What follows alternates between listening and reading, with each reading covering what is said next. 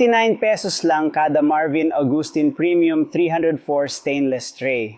Ginagamit ko itong Japanese multipurpose stainless steel tray sa loob ng 30 taon sa pagluluto ng restaurant na walang pinsala, napakatibay.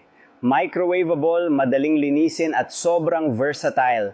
Maaaring gamitin sa pagluluto ng mga cake, paggawa ng ice cream, gamitin sa pagluluto at maaari pang gamitin upang magluto ng mainit na kaldero.